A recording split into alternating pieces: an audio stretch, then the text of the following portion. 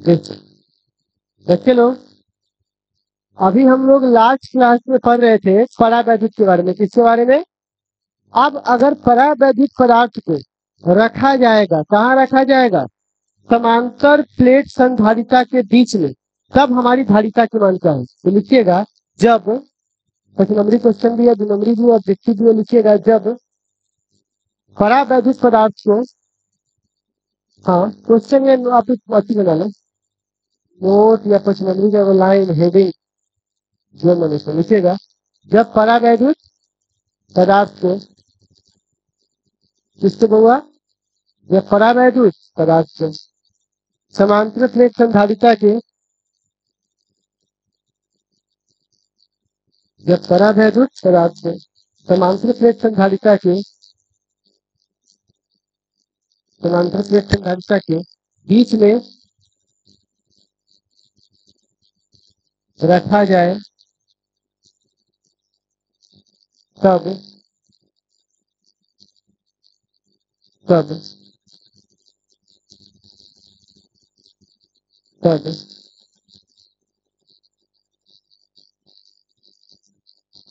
समांतर प्लेट संधारिता के बीच में रखा जाए, तब धारिता का मान,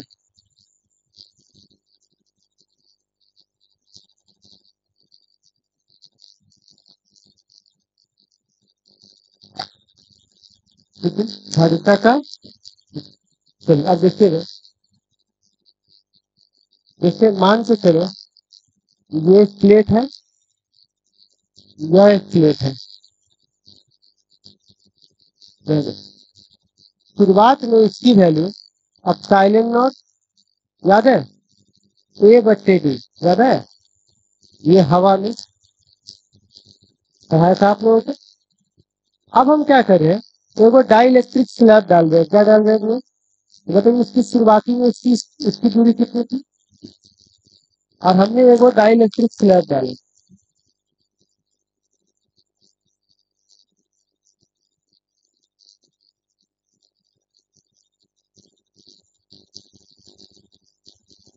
डाई इलेक्ट्रिक स्लैब डाल दिया, ठीक है।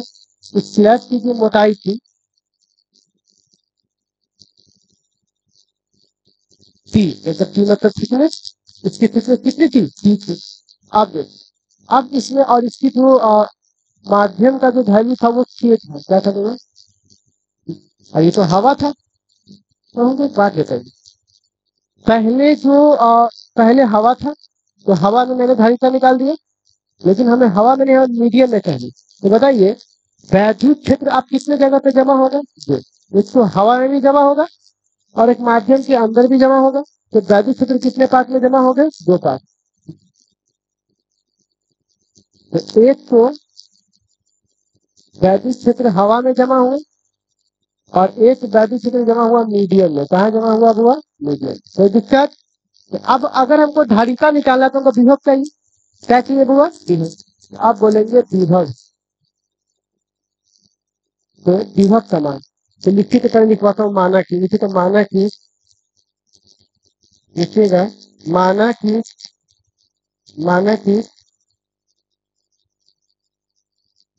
लिखिए माना की, माना की एक, माना की एक समांतर प्लेट संधारिता है, माना कि एक समांतर प्लेट संधारिता है जिसकी धारिता, जिसकी धारिता P है, P है, जिसकी धारिता P है, कितनी धारिता P है, जिसके अंदर, जिसके अंदर एक स्लैब, जिसके अंदर एक स्लैब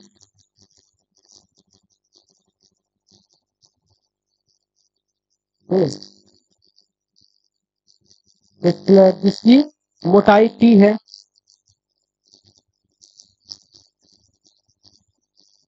जिसकी मोटाई T है,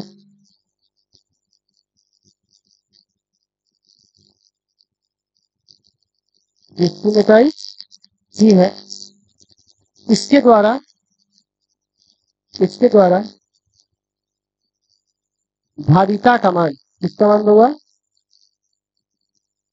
इसके द्वारा किसका मान निकालने जा रहे हैं, धारिता का मान निकालने जा रहे हैं। अब देखो बच्चे ने विभव, तो विभव कितने जगह पे जमा होगा, दो जगह, एक लिखेंगे वायु में जमा होगा और प्लस एक कहाँ जमा होगा, माध्यम में होगा जमा, एक जमा कहाँ होगा, वायु में, और एक कहाँ जमा होगा, लेकिन अगर माध्यम नहीं रखते तो पूरा वायु में जमा होता, लेकिन आप माध्यम में रख दिए तो कहाँ कहाँ जमा होगा, वायु में और प्लस माध्यम में। अब सवाल है, आपको मैंने पढ़ा रखा है ई का फॉर्मूला होता है माइनस डीवी बच्चे दिया है, अच्छा माइनस से लिख सकते हैं इसलिए डीवी बच्चे दिया, माइनस प्लस बाकी चिंता जैसे देखा जाएगा।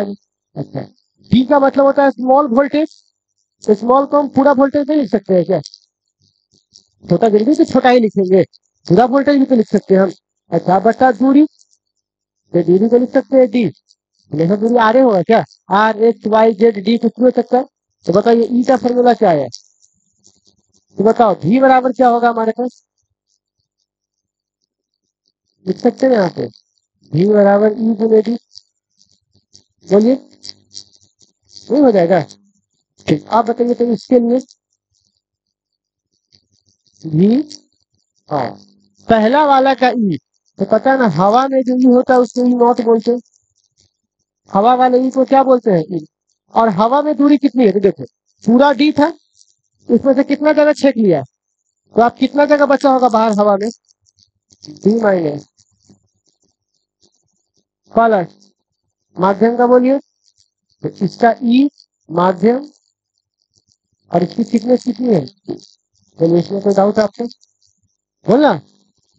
अब भी बराबर दो प्लेट का फॉर्मूला बोलिए, तो याद है, सिग्मा बट्टे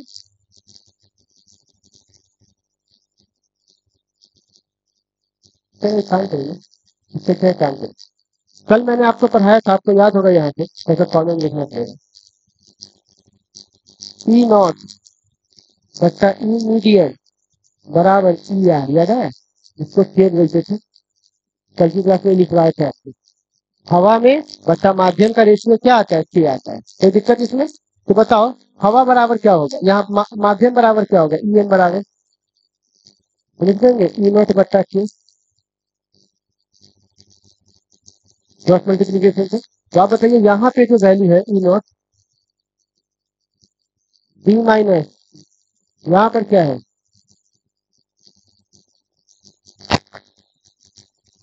तो भी बराबर क्या हो जाएगा, ई नॉट बाहर, अंदर क्या रहती है, अच्छा नहीं बी माइनस टू और प्लस टी बच्चे की, ई नॉट कॉमन ले देखिए, ठीक है। अब आप बताइए ऐसे हालात में भी बराबर ई नॉट, तो ई नॉट को क्या बोलते हैं, एप्सिलॉन नॉट, नहीं सॉरी, तो भी का मान हमने जब निकाल लिया, ई नॉट, इससे याद होगा सिग्मा बट्टा, तो क्यों नहीं होगा सीधे एप्सिलॉन में, सिग्मा बट्टा B minus T plus T बट्टा, पढ़ाए थे ना वो प्लेट के द्वारा ई का मान, नहीं पढ़ाए थे, ठीक है ठीक। अच्छा सिग्मा बराबर क्या होता है, चार्ज बट्टा एरिया, सी बट्टे ए, और नीचे यहाँ क्या रहेगा, ये कितना हो जाएगा, B minus T plus T बट्टे, कोई दिक्कत, हमको धारिता निकालना है। अब बताइए धारिता का फॉर्मूला क्या होता है, सी बराबर क्यू भी, सॉरी क्यू बराबर सी भी है, तो बताओ सी बराबर क्या होगा, क्यू बट्टे, क्यू का मान बोलिए क्यू है, अब भी का मान हमने इतना निकाला ऑलरेडी, तो निकाल के रखिए, तो अंदर क्या है प्लस सी बाय टू से के, धारिता बराबर हमने क्या होगा ए एप्सिलॉन नॉट मीटर, और नीचे क्या रह जाएगा, B minus T plus T बच्चे, मैंने धारिता निकाल लिया, तो ये धरीता कहाँ के लिए निकला हुआ? जब हमने बीच में स्लैब डाला तब। ठीक है, अब सुनिएगा, इसके अंदर की छोटी मोटी पॉइंट आ जाएंगे, इतना माना है। तो ये कब के लिए? जब एक स्लैब डाले तब। अब इसमें देखो कितने सारे केस चलेंगे। केस 1, यहाँ देखो पॉइंट क्या है, पूरा में स्लैब डाल दे तो डी बराबर टी कर दे। पूरा में स्लैब डाल दिया तो पूरा भर ना जाएगा, हवा के लिए कोई जगह। तो आप बताइए डी बराबर क्या कर दिया? टी। तो इस फॉर्मूला को बोलिए तो सी बराबर क्या होगा?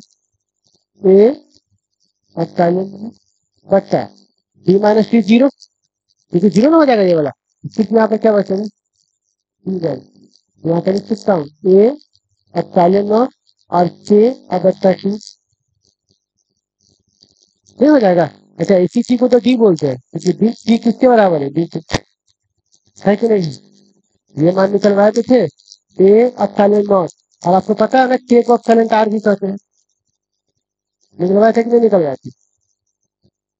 और अगर एप्सिलॉन आर का मान 1 हो जाता तो फिर वही वाला फॉर्मूला आ जाएगा पहले से। ये तो ऑब्जेक्टिव के लिए है। अब सवाल है, ये तुमने क्या भरा स्लैब में? जो भरा उसका नाम है कुचालक, क्या पढ़ा हुआ? और अगर आप कोई पूरा चालक से पैक कर दो, किससे पैक कर दोगे? तो मैं आपको बता दूं, चालक में के का मान है अनंत होता है। के की वैल्यू क्या होती है? अनंत। के की वैल्यू क्या होती है? अनंत। अब देखो इससे क्या मतलब निकलता है? के की वैल्यू अनंत करने का मतलब होता है, मेरे बच्चे ध्यान से, कि जो चार्ज है, चालक है, जैसे मान के चलो हम कुचालक है, हमको पैसा चार्ज दिया, हम यहाँ पे फिर अपना चार्ज जमा करे जमा करे जमा करे जमा करे, तो एक समय कितना जमा करेंगे? इस समय के बाद तो खत्म ना हो जाएगा। आप सोचो, कोई आदमी प्लेट में खाना लाके जब खाना खा रहे तो कितना खाओगे? एक समय के बाद तुम्हारा पेट भर जाएगा। लेकिन सोचो, और उसमें प्लेट में खाना नहीं डाले, हम बगल में ट्रांसफर कर दे रहे, क्योंकि चालक में ट्रांसफर होता है ना। खाना लाया खाना लाया ट्रांसफर, खाना लाया ट्रांसफर, वो लाते रहेगा, ट्रांसफर करते रहेंगे, कहियो हमारा पेट भरेगा? कहियो हम कितना खाना ले सकते हैं? अनंत खाना ले सकते हैं, क्योंकि हम अपने पास चार्ज को, हम चार्ज को क्या कर रहे हैं? ट्रांसफर कर रहे हैं। आप बताइए कि चालक में चार्ज लेने की क्षमता क्या है? अनंत, क्योंकि वो जितना चाहे उतना चार्ज लेकर के बाहर भेज सकते हैं। चालक में ऐसी चार्ज वो लेने के बाद रख ले रहता है, चालक क्या करता है? लेने के बाद ट्रांसफर कर देता है। तो इसीलिए के का मान क्या है बुआ? अनंत। के का मान क्या है? अनंत। तो आप बताइए, तो यहाँ से सी बराबर क्या होगा? ये भी अनंत है, तो ये अनंत है, तो सी का मान भी कितना होगा? जब कब पूरा में चालक भरा होगा तब। तो कितना बात समझ में आया? अब सवाल है, यहाँ पर एक ऑब्जेक्टिव आता है। ऑब्जेक्टिव क्या है? अगर अलग अलग परावैद्युत भरा हो, जैसे मान लो हुआ, ठीक,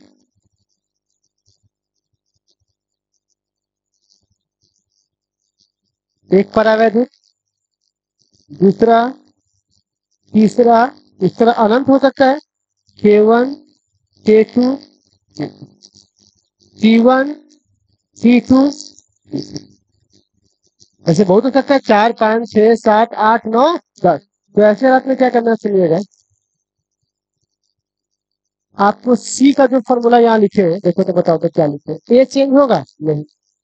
अब करंट प्लॉट चेंज होगा? नहीं।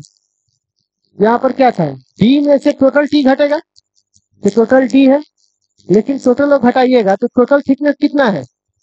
T1 प्लस T2 प्लस, ऐसा ऐसा जितना होगा पूरा घटेगा ना। तो पूरा कैसे बना लेंगे बोलिए तो?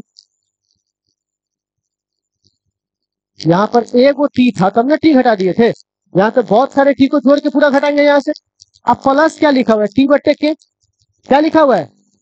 तो प्लस टी नहीं, T1 बट्टा K1, समझे? प्लस T2 बट्टा, इसी का ना रेशियो होता है, प्लस डॉट डॉट डॉट आगे तक जाएगा। हो गया। अब ये ब्रैकेट क्या हो जाएगा हमारा? बस कुछ नहीं किए है, पहले एक वो टी था, अब क्या टी है, T1 T2 T3, ये सबको यहाँ घटा देंगे। पहले ए का रेशियो था, आप जितना रहेगा उतना का रेशियो जोड़ेंगे, पहला का रेशियो, दूसरा का रेशियो, तीसरा का रेशियो और चौथा का रेशियो। ये किसके लिए हुआ, अनंत के लिए। किसके लिए हुआ, और वो सिंगल के लिए है। तो आपको परावैद्युत की पूरी कहानी यहाँ देख लीजिए, आप समझ लीजिए क्या है। मैंने आपको बोल दिया कि भैया एक सिंपल रहेगा तो हवा में उसकी धारिता इतनी होगी होगी, और अगर मान के चलिए वायु की कोई स्लैब डाल देगा तो वायु प्लस माध्यम दोनों का विभव निकाल लेंगे, और उस विभव के लिए फिर क्या निकालेंगे, वो धारिता चार्ज बट्टे ये एक रहेगा तो इतना, सॉरी एक रहेगा तो इतना। इसमें अगर पूरा में क्या भर देंगे, चालक, तो ये वाला बने, पूरा में चालक भर देंगे तो ये वाला बने। अच्छा अगर मान के चलिए इसमें बहुत बहुत स्लैब डाले हुए तो कुछ नहीं करना है, छोटा सा चेंज करना है यहाँ पे, मेरा गंदी निकल गया। यही 5 नंबर में पूछा हुआ है। 5 नंबर में एक लंबी क्वेश्चन बिहार बोर्ड ने पूछा कि जब परावैद्युत स्लैब को समानांतर प्लेट संधारिता में डाल देंगे तो उसकी धारिता निकाल के दिखाएंगे। तो बस यही माना कि लिख करके, ये लिख करके इतना लिख के मैं, ठीक है ना। अब वो तो आप देखते हैं अपने साथ, इससे लग रहा है ना कि मास्टर फेंक रहा है, ठीक है। ऐसे साल पीछे वाले फील बन जाएंगे।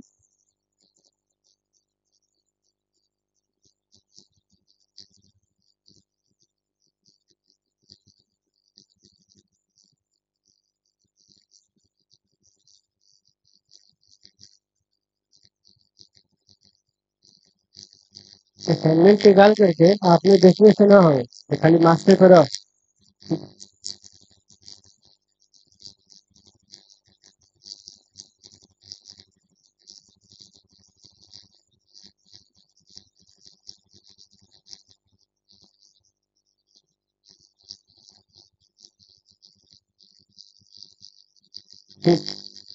क्या लिखा हुआ, किसी संधारिता की धारिता और किसी समांतर प्लेट संधारिता में संचित ऊर्जा का व्यंजन एक चीज दिखाई कि संधारिता में संचित ऊर्जा घनत्व इतना होता है। ठीक है, तो ये आपका क्वेश्चन हो गया 2018।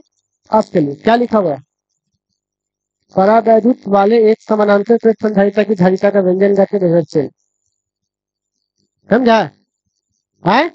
तुम्हें क्या लगा कि ये बोल रहे हैं, मास्टर बोल देता है तो हाँ हाँ बोल दे। भाई याद है तो, लेकिन साल नहीं याद है किस साल याद कर लेंगे, ठीक है ना। तो इसलिए कुछ नहीं बोलते भाई, रिकॉर्ड होता है क्या, ठीक है। तो यहाँ पर समझ में आ गया। एक तो ये आप निकाल सकते हो समांतर प्लेट का सिंपल तरीका था वो, और एक क्या है धारिता वाला। तो ये दोनों तरीका से आप निकालिएगा तो ट्रेंडिंग क्वेश्चन आता है, ठीक है बच्चे लोग। इसके लिए प्यारे बच्चे, हाँ अब इससे एक और ऑब्जेक्टिव वगैरह भी देखते हैं, बन जाएगा सर। ऑब्जेक्टिव भी है, हाँ किसी धातु का परावैद्युत कितना होता है, अभी लिखवाए थे 2024 में है। इसी प्रकार और भी सब होगा, आप भूलिए भी सब पता चलेगा, लेकिन मुझे कहीं धनिका है तो सर आपको ओवरऑल समझ में आएगा बच्चे लोग मैं क्या कहना चाह रहा हूँ, ये वाला कहानी, ठीक है। तो बस हमारा ये चैप्टर का, ये हमारा एक सेकेंड लास्ट टॉपिक है। एक टॉपिक को एनसीईआरटी ने बाहर निकाल दिया, वांडी ग्राफ जनरेटर, लेकिन फिर भी हम लोग ओल्ड एनसीईआरटी पढ़ रहे हैं। तो कल हम लोग वांडी ग्राफ जनरेटर पढ़ करके इस चैप्टर में क्या करेंगे, बुआ खत्म करेंगे, ठीक है ना। तो आप लोग इससे नोट करना चालू करते सारे बच्चे, इससे नोट कैसे करेंगे, इतना भी दिखाई दे रहा है क्या आप लोगों को, नहीं दिखाई दे रहा है। शर्मा बना लिए हो, पहले पिक्चर में कटा तो मैं ताकि बड़ा करे।